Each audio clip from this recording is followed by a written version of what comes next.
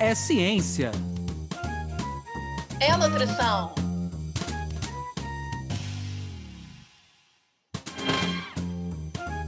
É nutrição É ciência. Ciência da nutrição. Sejam todos bem-vindos pela ciência. Sejam todos bem-vindos pela nutrição. Meu nome é Anderson Teodoro.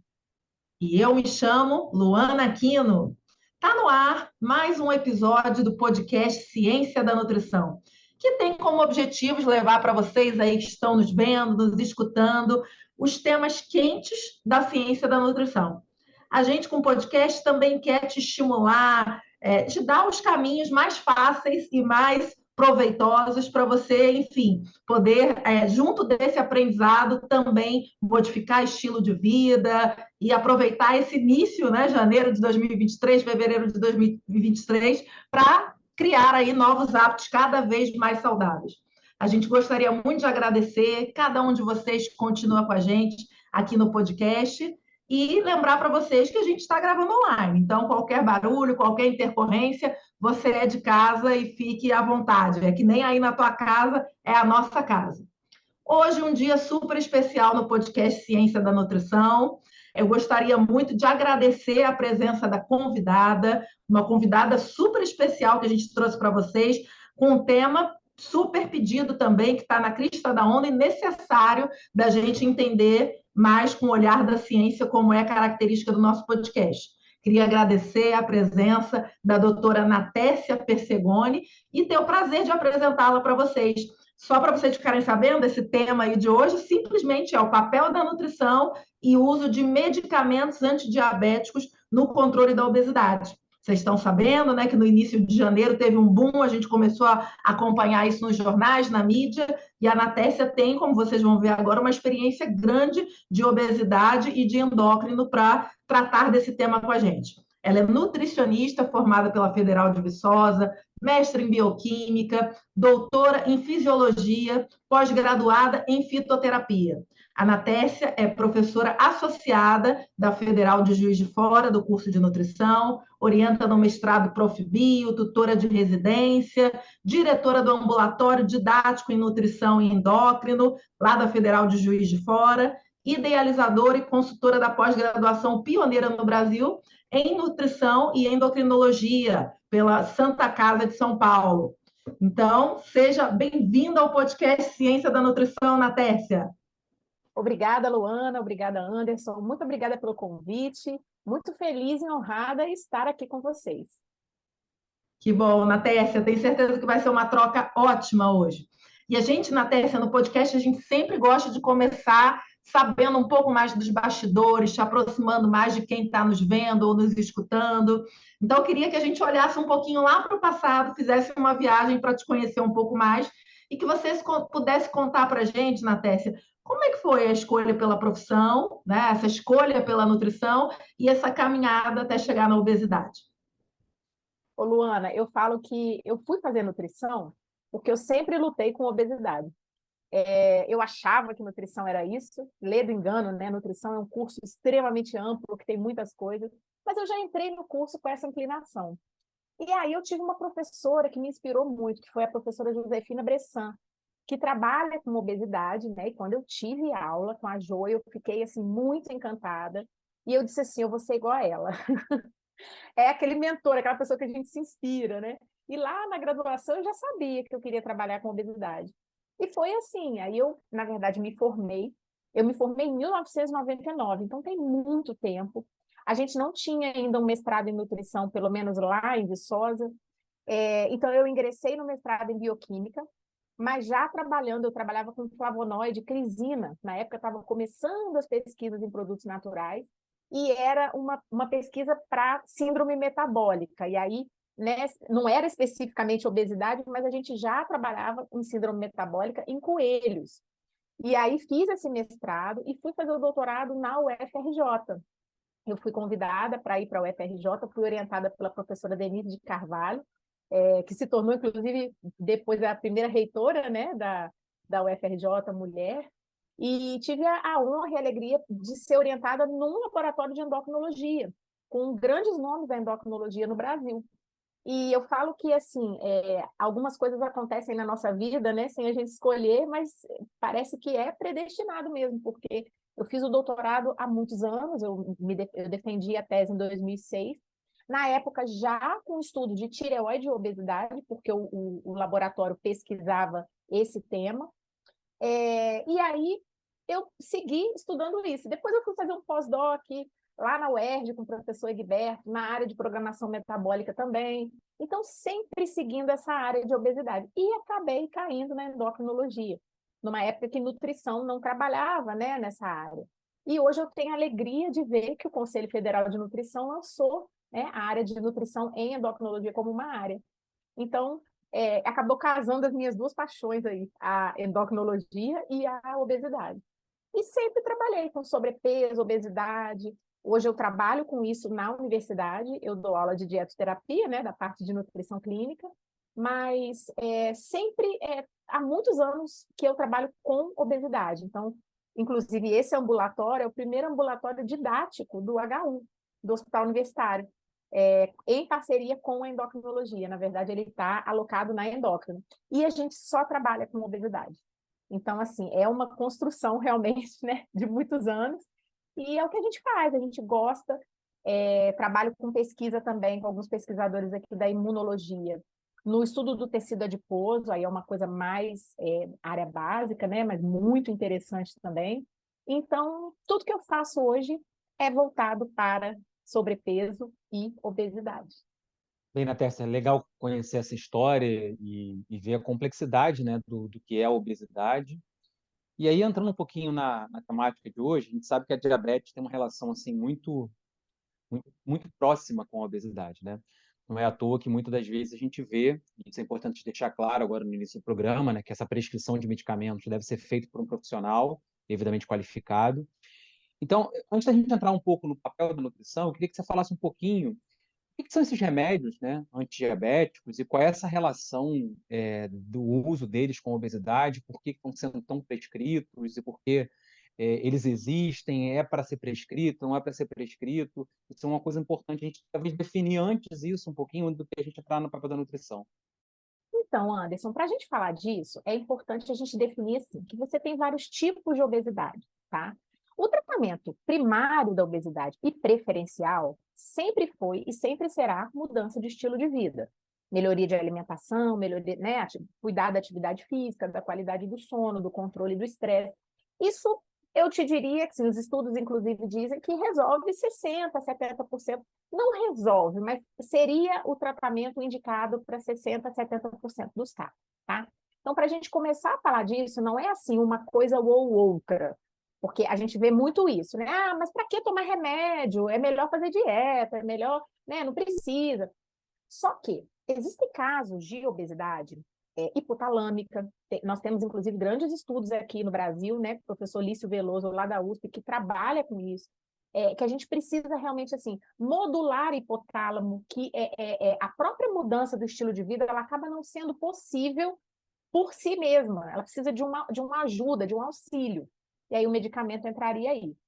E também existem casos de obesidade que não são responsivas, por N motivos, tá? Você tem o set point de peso corporal, que pode estar desajustado, esse indivíduo pode ter sofrido polimorfismos e acordado alguns genes ao longo da vida, que faz com que ele não consiga mais responder à mudança de estilo de vida. E a gente vê muito isso na prática, né? Para quem está ouvindo a gente, não é uma coisa só da ciência, a gente vê isso no ambulatório todos os dias, a gente atende SUS, né? E os pacientes têm vindo cada vez maiores, cada vez, assim, acima de 200 quilos. E aí, nesses casos, somente o tratamento primário, básico, de mudança de estilo de vida, pode não ser suficiente, tá? Então, assim, todas as sociedades, a ABESO, né, a Sociedade Brasileira de Endocrinologia e Metabologia, são unânimes em dizer que, em alguns casos, você precisa, obviamente, da mudança de estilo de vida, isso é condição sine qua non, não tem como dispensar a mudança de estilo de vida, mas o tratamento farmacológico vem junto. E aí, tendo dito isso, o que são esses medicamentos, né? Eles são análogos de GLP-1, tá? GLP-1 é um hormônio que as nossas células intestinais produzem e que eles podem atingir o hipotálamo e modular neurônios de saciedade, que são os neurônios PONC-CART, no hipotálamo. Só que quando esses medicamentos eles foram criados, não se sabia disso. Eles foram medicamentos criados para diabetes, né? Começou com a liraglutida, hoje a gente já está na semaglutida, que é um avanço. Essa liraglutida ela foi criada para diabetes, porque na verdade, quando você aumenta GLP-1 no organismo do paciente, você melhora secreção e a ação da insulina. Então, esse medicamento, ele não é apenas para diabéticos, mas para melhorar casos de resistência à insulina, que a gente sabe que são até mais frequentes. E eles foram criados para isso. E aí, o que aconteceu lá atrás, já tem muitos anos isso, os pacientes com diabetes e resistência à insulina que começaram a usar, começaram a perder peso. Era um efeito colateral do uso do medicamento. E aí, ele começou a ser estudado. Por que ele faz perder peso? Né? E aí, viram esse mecanismo de saciedade, que inclusive vai de encontro principalmente a essa questão da obesidade hipotalâmica, porque são pessoas que muitas vezes têm um desequilíbrio entre os neurônios PONC e NPY, que é o da fome e da saciedade, a gente tem que ter ali uma balança, né, equilibrando. Muitas vezes o indivíduo com obesidade, ele tem um desequilíbrio na ação desses neurônios, por N motivos, até pela questão da inflamação hipotalâmica, né? Isso tem a ver com a magnitude desse tecido adiposo e desse recrutamento imunológico que ele sofre. E aí, o que acontece? Esse medicamento veio nesse sentido. Então, basicamente, ele é um análogo de um hormônio que a gente produz toda vez que a gente consome carboidrato e lipídio. No intestino, você tem a produção de GLP-1, né? Portanto, esses medicamentos, eles são hormônios. Então, o indivíduo que usa uma Saxenda, um Ozempic, ele está fazendo uma reposição hormonal. E é importante a gente falar isso, porque pouca gente sabe disso. Né? Ele é análogo de um hormônio, então você está recebendo um hormônio que é sintético. O que aconteceu? Né? Primeiro criou-se a liraglutida, que tinha uma similaridade em torno de 60%, se eu não me engano, com o GLP-1 humano, e agora saiu, na verdade agora não, já tem um tempo que saiu o Ozempic, que é a semaglutida, ela é prima da liraglutida, né? Eles conseguiram fazer com até 94% de similaridade à GLP-1 humana. E aí, mesma coisa, foi criada para diabetes, e as pessoas começaram a emagrecer até muito mais com ela. E aí, o Ozempic já é usado há muito tempo para diabetes. Nós sabemos que ele é utilizado off-label para emagrecimento no Brasil já tem um bom tempo, só que só agora que a Anvisa aprovou o uso da semaglutida com objetivo em bula para perda de peso, para os casos de obesidade e sobrepeso que cursem com alguma comorbidade importante. Essa é a recomendação. E é claro que agora, aí o que eles fizeram? Não vai chamar o Ozempic, vai chamar o Wegovy. É o mesmo medicamento, mas eles mudam o nome. O Ozempic é para diabetes, o Wegovy é para obesidade. É mais ou menos o que eles fizeram com Victoza e Saxenda, não sei se vocês lembram. Victoza foi feito para o diabetes, viram que emagrecia, a Anvisa aprovou com o nome de Saxenda para obesidade. É o mesmo medicamento. Qual que é a diferença?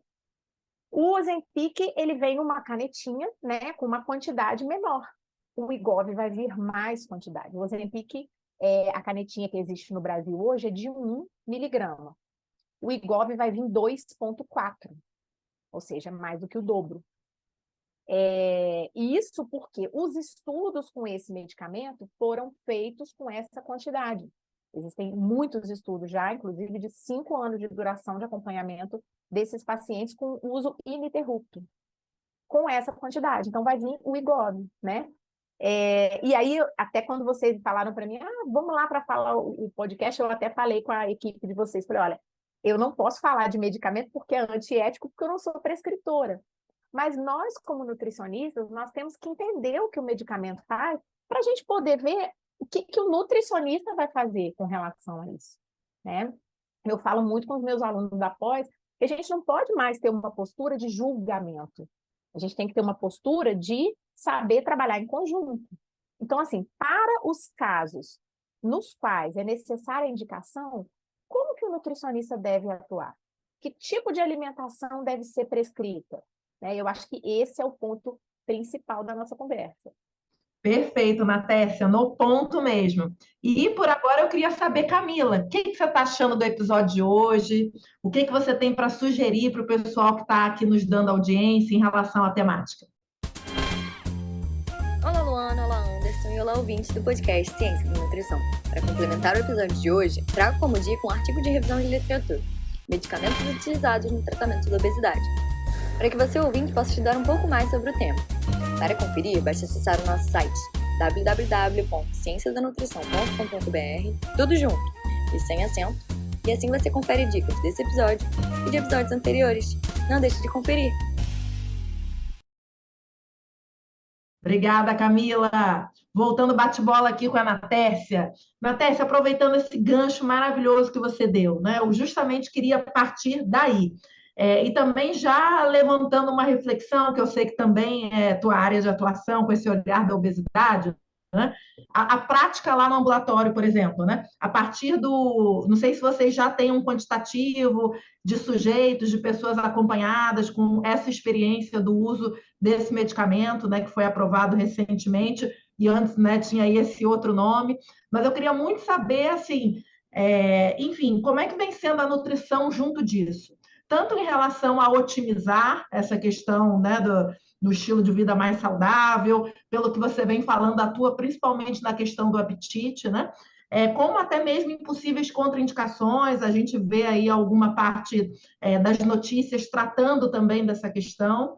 E aí eu queria levantar uma seguinte provocação, que eu acho que você é a pessoa certa para nos dizer isso. Lá no pessoal do ambulatório e até nos estudos e nos artigos que você lê, como é que está mais ou menos esse percentual de obesidade que vai ter uma vantagem no uso dessa medicação? Por exemplo, obesidade relacionada a descontrole de apetite. Porque a gente também vê, e as coisas não são tão divididas assim, mas a gente sabe que tem pessoas ali que não necessariamente comem por fome, e sim comem por tédio, ansiedade, comemoração, entre outros. Então, eu queria muito compreender como que a nutrição pode ajudar no contexto do uso dessa medicação quando indicada. Luana, excelente a sua pergunta. Infelizmente, a gente não tem um quantitativo ainda publicado, né? É difícil, até porque é difícil esse diagnóstico, sabe? É obesidade hipotalâmica? Não é? Né? Em que momento precisa? Até porque também não somos nós, nutricionistas, que decidimos, né? Então, isso é decidido pela equipe médica, que tipo de obesidade deve vir com acompanhamento farmacológico.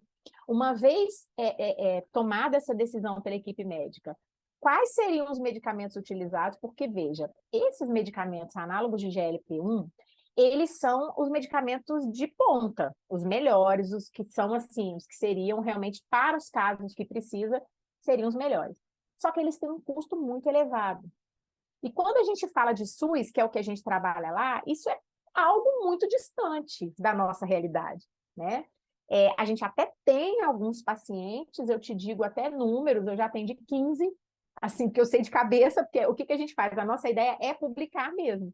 Mas a gente ainda não tem um quantitativo para publicar, porque são poucos, né? Dos 300 lá que a gente atende, mais ou menos, 15 conseguiram. E como que eles conseguem, né? Existe uma judicialização em casos graves que a prefeitura consegue fornecer. Mesmo assim, o paciente fica numa fila, não é uma coisa tão simples. E os pacientes particulares, né? Eu não atendo hoje, eu sou, né, professora de dedicação exclusiva, mas os colegas da medicina que atendem, né? Eles relatam que, assim, é mais comum usar em consultório particular, né? Porque o paciente pode, geralmente tem um poder aquisitivo maior. Mas ainda assim é difícil. Porque, veja bem, quando você pega o Ozempic, ele custa aí, em média, tá? Vou falar uma média, R$ 1.000, mais ou menos, uma canetinha. Tem pacientes que precisam de 3 canetinhas por mês. Então, é algo que é bem custoso, né, em termos de financeiro. Então, esse é um problema. Agora, voltando à sua pergunta, o quantitativo realmente a gente ainda não tem. Eu não tenho como te dizer assim, nem quem estuda obesidade hipotalâmica não tem esse quantitativo, porque o diagnóstico disso é muito difícil. nós na nutrição, como que a gente precisa pensar, né? Você falou dos tipos de fome. A gente tem a fome homeostática, que é a fome de verdade, que é aquela que visa repor as energias corporais. A gente tem a fome hedônica, que é aquela vontade de comer alimentos palatáveis, que tem toda uma via diferente de regulação. Então, assim, a fome homeostática, a regulação é hipotalâmica. A fome hedônica, a regulação é sistema de recompensa, é outra via, é via dopaminérgica. E a gente tem a fome emocional. Então, assim, até isso não é simples de definir, né? Então, na anamnese, a gente consegue ter uma noção do que está acontecendo. E ainda tem mais um ponto. Nem sempre a pessoa ganha peso porque ela come muito. Na calorimetria a gente vê isso quando a gente faz avaliação. Muitas vezes a pessoa tem um gasto calórico muito baixo, ela nem está comendo muito, mas o gasto calórico é baixo porque tem uma massa muscular baixa, porque está faltando mitocôndria, porque o tecido adiposo não é bege, é branco, né? Então, assim, você tem vários motivos. Então, é muito complexo, né? O que eu te digo na nutrição que a gente faz na prática é que quando o paciente ele já chega com essa indicação do uso desses medicamentos pela equipe médica, a gente procura traçar uma estratégia nutricional que seja compatível para reduzir os efeitos colaterais, né, que a gente sabe que existem, minimizar mesmo esses efeitos e fazer com que o paciente mude hábito. Porque não adianta ele usar um medicamento se ele não mudar hábito. E hoje o que está sendo mais discutido é o seguinte: se a pessoa começa a tomar esse medicamento, pode ser que ela precise de forma crônica. Então, você também tem dois caminhos. Você tem o paciente que vai precisar usar esse medicamento de forma crônica, porque a obesidade é uma condição crônica, portanto, necessita de tratamento crônico. E você tem os casos onde vai ser retirado o medicamento. E aí, no momento que o medicamento é retirado, a fome volta. Muita gente fala em efeito rebote, né? Mas efeito rebote não existe. O que existe é o paciente voltar à condição inicial dele. Então, não é que seja rebote, é porque se ele tem, né, um desequilíbrio da fome e saciedade, se ele já tem muita fome, quando ele usa um medicamento que reduz isso, ok. Quando ele retira o medicamento, ele volta para o estado dele original. Né? Isso é mais ou menos como hipertensão. Você tem um paciente que tem hipertensão, ele usa um medicamento para controlar a pressão arterial. Quando ele tira, a pressão dele sobe. É a mesma coisa.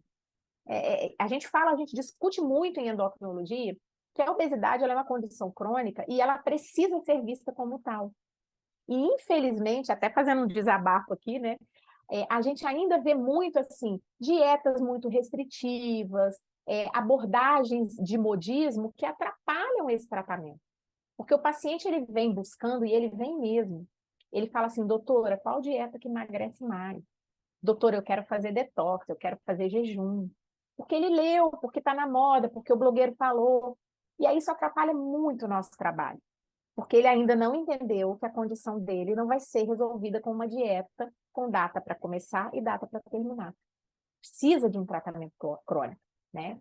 E para piorar, quando precisa de um tratamento crônico com a equipe transdisciplinar, que é o que a gente, né, faz e entende que é importante, é mais difícil ainda, porque o paciente vai precisar do nutricionista, do endocrinologista, muitas vezes do psicólogo, do educador físico, o que onera ainda mais o tratamento dele.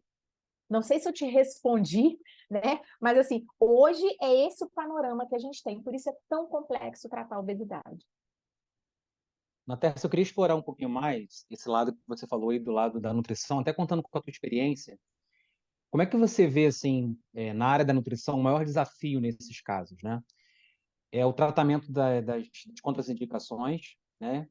Digamos assim, dos efeitos colaterais, melhor dizendo, que eu acho que queria até que você falasse um pouquinho melhor quais são esses efeitos colaterais, ou ainda é a questão da mudança de hábito, né? Porque acho que é importante também te falar isso, porque às vezes as pessoas vão falar, ah, não, vai ser só efeito colateral, eu vou dar conta, mas talvez o desafio ainda seja o principal, a mudança de hábito. As pessoas talvez precisam saber que talvez quem já está usando, de repente, já tem essa realidade, mas talvez quem for usar ou vai ter essa indicação, precisa saber que a mudança de hábito é um item importante.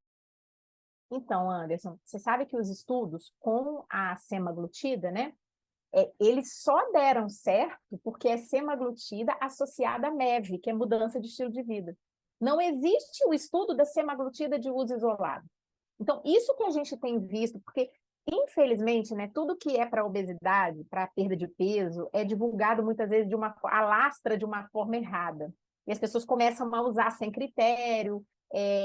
Só para você ter uma ideia, você compra a primeira vez na farmácia com CRM do médico, depois você não precisa mais de receita, você pode comprar a vida inteira sem receita. Isso é uma loucura, porque o paciente, ele fala assim, não preciso mais voltar, vou ficar tomando esse negócio aqui, né? Só que sem critério. Então, eu acho que é isso, assim, como eu te falei desde o início, a mudança de estilo de vida, ela precisa acontecer. Não é dispensável, não é isso ou aquilo. Isso é igual cirurgia bariátrica, a pessoa vai fazer, não adianta se ela não melhorar a alimentação, se ela não mudar o estilo de vida, não vai dar certo. Medicamento é a mesma coisa, né? Eu acredito que talvez o maior desafio seja as pessoas entenderem isso, que é necessária essa mudança, que a pessoa vai ter que ter um nutricionista para chamar de seu mesmo, não tem jeito. As pessoas não sabem fazer isso sozinhas. Elas acham que sabem, mas não sabem, porque aí caem nesses modismos, né, de dietas da moda que são divulgadas. A gente vive hoje num mundo com um nível de informação muito grande, mas informações rasas, mentirosas, né? Então, isso é um problema. E eu acho também que um grande desafio que eu vejo parte até de nós. Assim. Eu escuto muita fala até dos nossos colegas, assim, que absurdo, não precisa disso, se fizer uma alimentação adequada vai dar certo, isso é coisa de gente que não quer mudar hábito. Isso tem nome, é o preconceito, é aumentar o estigma do tratamento da obesidade. Existe um estigma com o tratamento da obesidade, assim como existe o estigma da obesidade. Né? As pessoas que estigmatizam o sujeito que vive com obesidade, existe também um preconceito contra o tratamento, inclusive dos próprios profissionais. Porque quando o profissional ele acha que se ele fizer uma alimentação, vou falar, por exemplo, do nutricionista, se eu prescrever uma alimentação adequada, meu paciente vai conseguir, ignorando muitas vezes que ele tem uma dificuldade em manter esse equilíbrio, o que acontece? Você está prejudicando o tratamento dele. E é o que a gente vê muito na prática. O médico prescreve um medicamento, o paciente vai no nutricionista, o nutricionista diz assim, se eu fosse você, eu não tomava isso não. Não, faz dieta que vai dar certo, vai malhar. Foco, força, sei lá o quê, né? E aí, o que a gente vê na retaguarda é que esses pacientes, eles, quando dá certo isso, né, que é o tratamento principal, ok. Mas e nos casos que o paciente tem uma inflamação hipotalâmica importante? Eu tive um paciente, para vocês terem uma ideia, que ele tentou suicídio 5 vezes, porque ele não conseguia. Ele ia para o nutricionista dizia que ele tinha que fazer, ele levava aquele papel para casa, ele não conseguia fazer. Ele foi no nutricionista que usou técnicas comportamentais, aí que ele surtou mesmo, porque a nutricionista pedia para ele anotar numa escala de fome qual era o tipo de fome dele. Falas dele, ele disse, doutora, eu quase comi o papel, porque não dava, na hora da fome, eu pegar aquele papel e ainda pensar que fome que eu estou sentindo, se era a minha barriga que estava doendo, se não era. Então, aí você vê, mistura tudo, porque aí mistura a fome emocional com a fome hedônica, com a fome homeostática. Então, assim, dificilmente você também consegue separar, né? E a gente ainda tem um outro problema, que também é um desafio. Quando a fome é hedônica, que é por alimentos palatáveis, né? Definição de alimento palatável, rico em açúcar e gordura, e os ultraprocessados estão aí, né? Repletos disso. Quando a fome é hedônica, esses medicamentos não fazem efeito, porque eles regulam fome homeostática. Então, é muito comum o paciente chegar e falar assim, eu estou usando a canetinha, mas eu continuo com vontade de comer brigadeiro. Eu continuo querendo comer pizza todo dia, hambúrguer. E não é o saudável que ele faz em casa, é o fast food. Eu quero refrigerante, eu quero cerveja todo dia. Então, ainda existe esse problema, porque é como eu falei para vocês. Qual é o tipo de fome? Qual é o motivo, a causa, a etiopatologia daquela obesidade? Nem sempre é por fome homeostática. Quando a fome é homeostática, quando a inflamação hipotalâmica, quando é alguma disfunção fisiopatológica, aí sim o medicamento tem um efeito bem satisfatório, tá? Sobre o efeito colateral que você me perguntou, Os que a gente conhece, né? Só para deixar claro assim, esses medicamentos, os estudos deles foram estudos de até 5 anos de duração, com o uso ininterrupto desses medicamentos, tá? Na concentração crescente. Então, eles começam com uma concentração menor e vai aumentando. Ou seja, foram feitos os estudos clínicos, pré-clínicos, tudo aprovado, ok, por isso que ele veio para o mercado, né? Com um N grande também, tá? E aí, o que a gente percebe, mesmo com esses estudos, e que inclusive vem escrito na bula, os efeitos colaterais? Os menos graves e mais frequentes: náusea, vômito, constipação, isso é, assim, muito comum, né?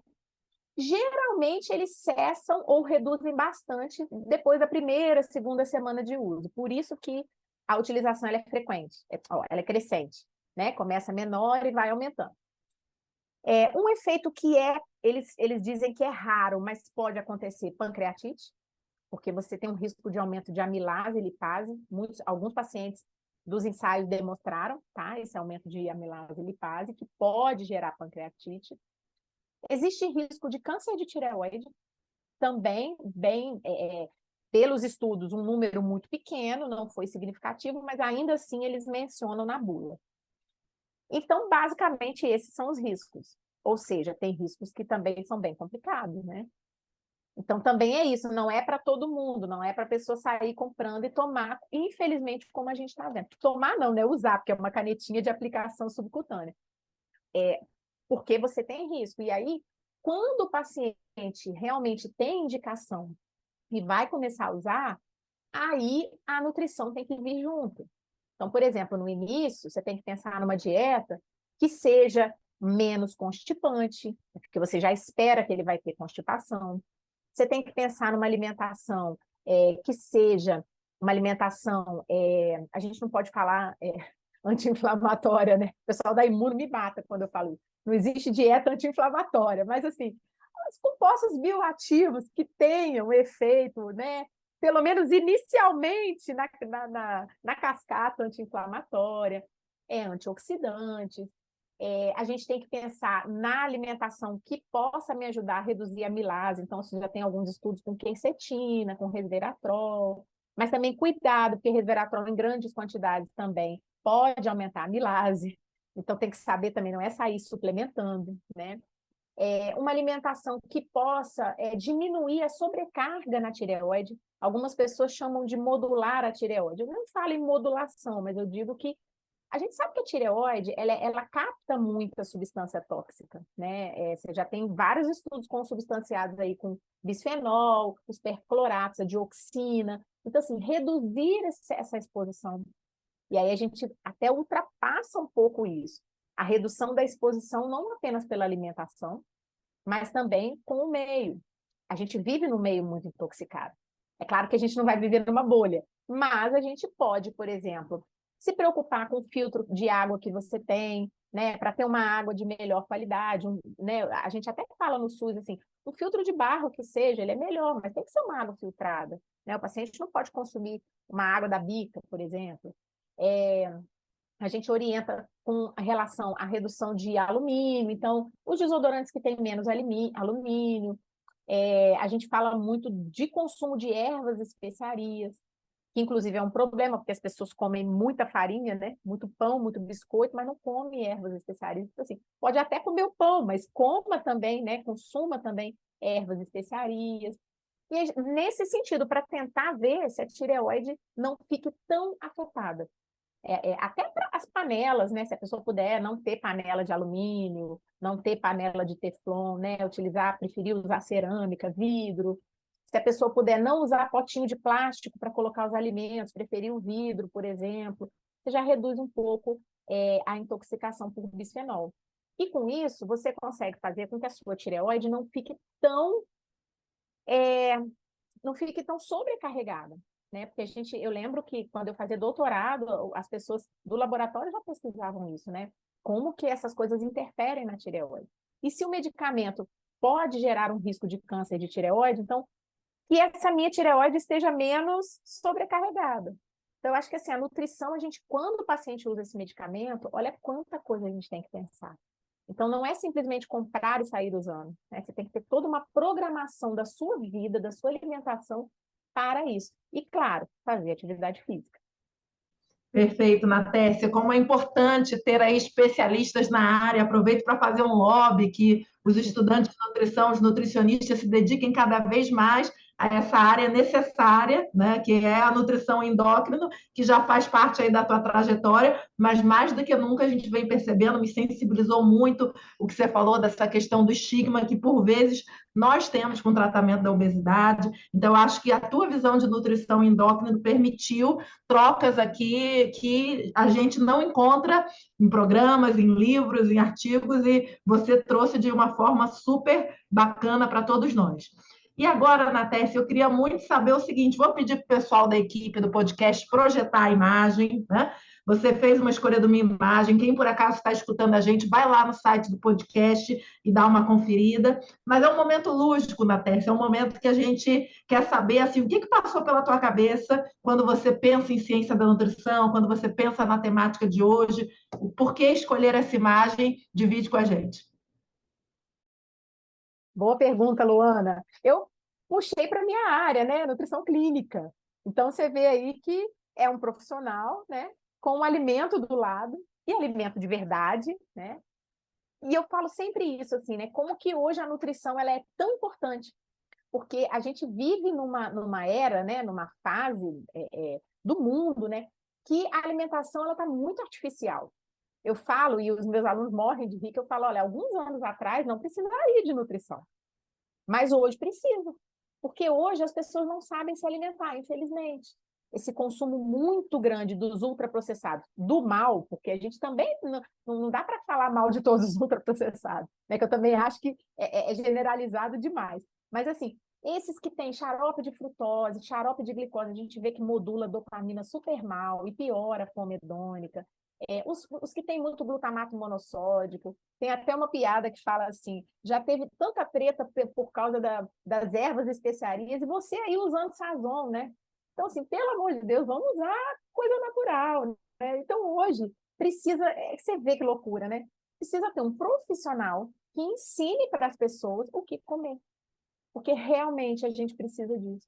E aí a gente pega até as políticas públicas no Brasil, né? A gente está com uma quantidade muito grande de agrotóxicos liberados. Então, assim, como minimizar isso? Como se intoxicar menos?